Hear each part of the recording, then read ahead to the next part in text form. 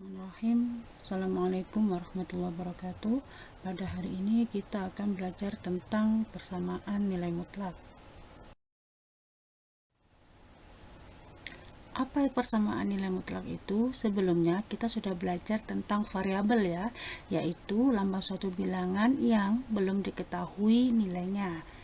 Persamaan nilai mutlak itu apa? Yaitu persamaan yang variabelnya berada di dalam tanda mutlak dengan tanda penghubungnya adalah sama dengan, karena adalah persamaan nilai mutlak. Jadi tanda hubung kalimat matematikanya adalah sama dengan ya. Bentuk umum persamaan nilai mutlak nanti ada 4. Apa saja itu? Yang pertama, mutlak fungsi f(x) sama dengan c dengan syarat c lebih besar sama dengan 0 atau c-nya harus 0 atau positif ya. Yang kedua yaitu nilai mutlak fungsi f(x) sama dengan fungsi gx dengan syarat fungsi gx-nya itu harus lebih besar sama dengan 0. Yang ketiga yaitu mutlak fx, fungsi fx sama dengan mutlak fungsi gx. Yang keempat yaitu mutlak fungsi fx ditambah fungsi gx itu sama dengan c. Penyelesaian persamaan nilai mutlak yaitu bilangan-bilangan pengganti dari variabel yang tadi belum diketahui nilainya dari suatu persamaan nilai mutlak menjadi pernyataan yang bernilai benar. Coba perhatikan contoh yang pertama ini ya. Misalkan kita diminta untuk mencari penyelesaian persamaan nilai mutlak X sama dengan 3. Jadi kita diminta untuk mencari X berapa yang dimasukkan sehingga menjadi pernyataan yang bernilai benar. X berapa ketika dimasukkan hasilnya nanti 3 ya. Misalkan kita mencoba X-nya berapa gitu ya. Ini kita misalkan X sama dengan 1. Misalkan kalian mau mencoba X sama dengan 2. Boleh, silakan mencoba. Misalkan saya mencoba min 6. Boleh silakan ya. Jadi di contoh ini kita misalkan X-nya yang pertama kita masukkan adalah 1 ya. Jadi X-nya kita ganti 1. Nilai mutlak 1 sama dengan 3. Nilai mutlak 1 itu berapa? 1 ya. Nah, apakah 1 sama dengan 3? Salah ya. Jadi ini merupakan pernyataan yang bernilai salah. Nah, sehingga disimpulkan 1 itu bukan penyelesaian dari persamaan mutlak X sama dengan 3. Nah, yang kedua, misalkan kita memasukkan X sama dengan 3, maka kita masukkan X-nya di persamaan mutlak tersebut ya. Jadi mutlak 3 sama dengan 3. Mutlak 3 itu nilainya berapa? Karena sudah positif ya. Jadi mutlak 3 itu sama dengan 3. Ya, ruas kanan sama dengan ruas kiri ya. 3 sama dengan 3. Maka ini merupakan pernyataan yang bernilai benar. Sehingga 3 itu merupakan penyelesaian dari mutlak 3. Kenapa? Karena X-nya ketika dimasukkan mutlak 3 hasilnya 3. Jadi 3 itu merupakan penyelesaian dari persamaan mutlak X sama dengan 3. Apakah ada yang lain? Misalkan ini ya, kita masukkan X sama dengan min 3. Maka X-nya kita ganti dengan min 3 ya. Berarti ini mutlak min 3 sama dengan 3. Dimana masih negatif, maka kita positifkan karena nilai mutlak itu ya. Berarti 3 sama dengan 3. Ternyata ruas kanan sama dengan ruas kiri, yaitu 3 sama dengan 3. Berarti ini pernyataan yang bernilai benar. Jadi dapat disimpulkan negatif 3 itu juga merupakan penyelesaian dari nilai mutlak X sama dengan 3. Nah, tadi 1 bukan penyelesaian, sedangkan 3 merupakan penyelesaian, negatif 3 juga merupakan penyelesaian. Maka dapat disimpulkan bahwa himpunan penyelesaian persamaan mutlak X sama dengan 3 adalah negatif 3 dan 3. Kenapa? Karena ketika X-nya diganti negatif 3, hasilnya adalah 3. Ketika X-nya diganti 3, maka hasilnya juga 3. Jadi himpunan penyelesaiannya adalah negatif 3 dan 3 ya. Paham ya? Perhatikan contoh yang kedua ini ya. Penyelesaian persamaan mutlak X ditambah 4 sama dengan 9. Jadi kita mencari X-nya, kita masukkan apakah menghasilkan 9 ya. Kita pakai coba-coba dulu ya. Misalkan di sini adalah kita memasukkan X sama dengan 5. Jadi kita masukkan X-nya ke soal, yaitu mutlak X ditambah 4 sama dengan 9. X-nya kita ganti 5 ya. Nah, sehingga mutlak 5 ditambah 4 hasilnya berapa? Mutlak 9 ya. Nah, mutlak 9 karena sudah positif maka hasilnya positif. Nah, karena 9 sama dengan 9 berarti ruas kanan sama dengan ruas kiri. Berarti ini merupakan pernyataan yang bernilai benar. Jadi 5 itu merupakan penyelesaian dari persamaan mutlak X ditambah 4 sama dengan 9. Nah, yang selanjutnya kita misalkan berapa ini? X sama dengan negatif 2 ya. Jadi kita masukkan ke soalnya. X-nya kita ganti negatif 2. Mutlak negatif 2 ditambah 4 berapa? 2 ya.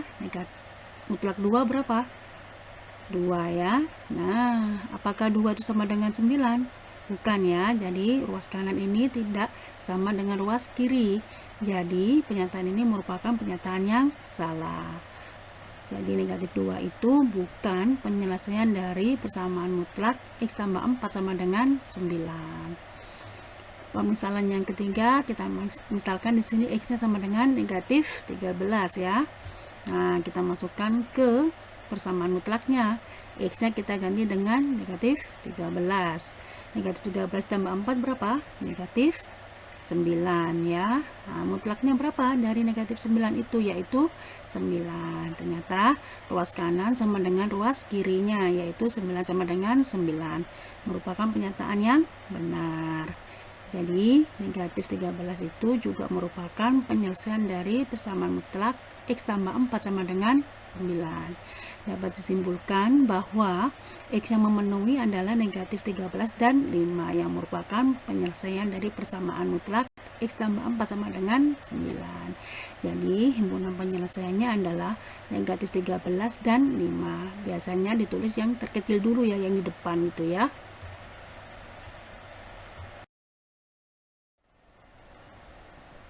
Cara penyelesaian bersama nilai mutlak nanti ada beberapa cara ya. Pada slide sebelumnya kita mencari penyelesaian bersama nilai mutlak dengan cara memasukkan beberapa nilai X yang memenuhi persamaan nilai mutlak tersebut. Itu kurang efektif. Kenapa? Karena kita harus memasukkan beberapa kali nilai X sampai menemukan penyelesaiannya. Nah, ini memakan waktu yang lebih banyak ya.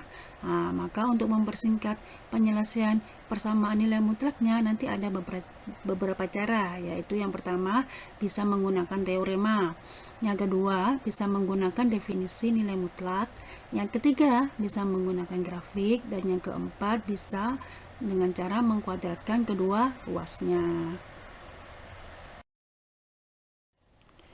Untuk yang pertama, kita akan mencari penyelesaian persamaan nilai mutlak dengan menggunakan teorema ya. Perhatikan rumus ini. Mutlak fx sama dengan C. Nah, dengan syarat C-nya lebih besar sama dengan 0, yaitu C-nya harus 0 atau positif. Maka dia akan memenuhi fx sama dengan C atau fx sama dengan negatif C. Nah, perhatikan contoh satu ini ya. Tentukan penyelesaian dari mutlak X dikurangi 3 sama dengan 5. Nah, kita perhatikan dulu C-nya. Nah, di sini C-nya berapa? 5 ya di soal itu ya. Maka syaratnya tadi apa? C harus lebih besar sama dengan 0. C-nya harus 0 atau positif. Dimana ini C-nya sudah 5, maka dia sudah positif. Maka rumus yang di atas bisa digunakan ya. Mutlak X dikurangi 3 sama dengan 5, dimana perhatikan ini fungsi fx-nya, yaitu yang di dalam mutlak. Di sini berapa di soalnya? Yaitu X dikurangi 3 ya, berarti ini fx-nya. Maka di soal ini kita ganti X min 3 sama dengan 5. Atau X min 3 sama dengan negatif 5. Tadi negatif C ya, rumus yang kedua. Sekarang kita selesaikan yang pertama dulu. Nah, karena negatif 3, benda ruasnya menjadi positif 3 ya. Jadi X-nya ketemu 8. Yang sebelah kanan kita pindah juga negatif 3-nya ya. Jadi menjadi positif 3. Negatif 5 ditambah 3, berapa hasilnya? Negatif 2 ya. Jadi X-nya nanti ketemu berapa himpunan penyelesaiannya? Negatif 2 atau 8, merupakan penyelesaian dari soal tersebut. Jika perlu, kita akan membuktikan ya, apakah betul negatif 2 dan 8 itu merupakan penyelesaian. Maka kita masukkan negatif 2 ke soal, yaitu X-nya kita ganti negatif 2. Kita masukkan, maka ketemu berapa ini negatif 2 dikurangi 3?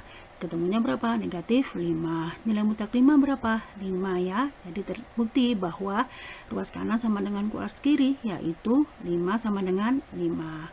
Selanjutnya kita buktikan 8. Apakah juga merupakan penyelesaian? Maka kita masukkan ke dalam soal X-nya ya. Jadi X-nya kita ganti 8. 8 dikurangi 3 berapa? Mutlak 5 ya. Jadi nilai mutlak 5 itu 5. Terbukti juga bahwa 5 sama dengan 5 ketika dimasukkan X-nya 8. Jadi terbukti bahwa himpunan penyelesaiannya dari soal tersebut adalah negatif 2 dan 8. Perhatikan contoh yang kedua ini ya. Tentukan penyelesaian dari mutlak 2x tambah 4 sama dengan 10 ya. Kita perhatikan C-nya berapa ini? 10. Berarti sudah memenuhi syarat C yang tadi ya, yaitu dia harus positif atau 0 ya.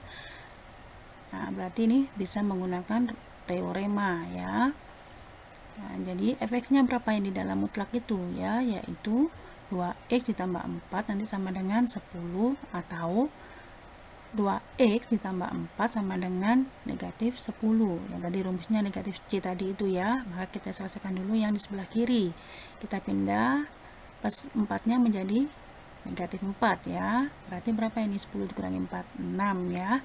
2x sama dengan 6. 2-nya kita pindah ruas karena perkalian menjadi apa? Pembagian kemarin itu ya. Berarti x-nya nanti ketemu 3. Yang sebelah kanan ya, kita pindah ruas ya, jadi negatif 4. Berapa ini? Negatif 10 kurangi 4, negatif 14 ya.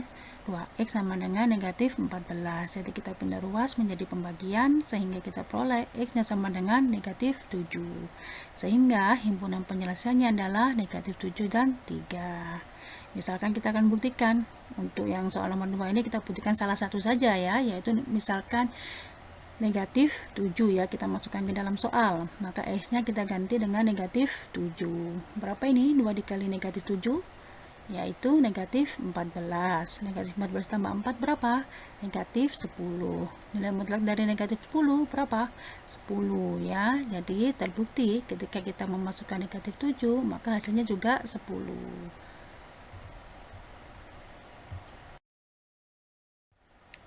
Perhatikan contoh yang ketiga ini ya. Tentukan penyelesaian dari mutlak 5x ditambah 2 sama dengan negatif 3. Perhatikan di sini C-nya adalah berapa ini? Negatif 3 ya.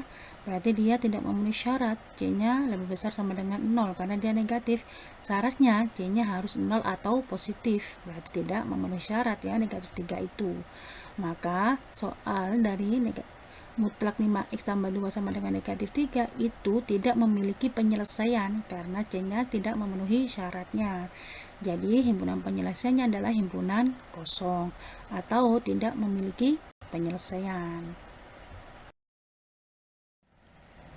Perhatikan soal keempat ini ya. Nah, tentukan penyelesaian dari mutlak 2 dikurangi 5x ditambah 4 sama dengan 12. Nah, perhatikan di sini ya. Mutlak di ruas kiri itu masih ada positif 4-nya, masih ditambah 4. Maka kita harus merubah soal tersebut sehingga mutlaknya hanya di sebelah kiri saja ya. Nah, maka soalnya harus kita rubah dulu, berarti positif 4 kita pindah ruas ke kanan sehingga menjadi negatif. Sehingga soalnya akan berubah menjadi 2 dikurangi 5x sama dengan 8. Dari 12 dikurangi 4 tadi. Soalnya menjadi begini ya. Perhatikan ini C-nya. C-nya 8. Berarti sudah memenuhi syaratnya ya. C harus lebih besar sama dengan 0. Maka kita bisa menggunakan teorema ya.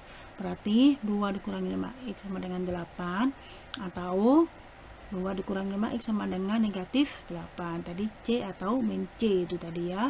Kita selesaikan yang di ruas kiri dulu.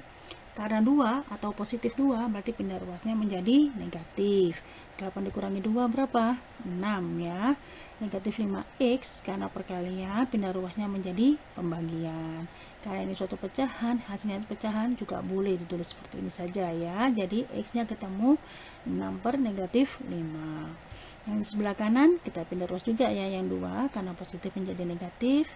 Negatif 8 dikurangi 2 berapa? Negatif 10 ya. Kita pindah ruas menjadi pembagian, negatif bagi negatif nanti hasilnya positif, jadi x nya nanti ketemu 2, sehingga himpunan penyelesaian dari soal tersebut adalah negatif 6 per 5 dan 2.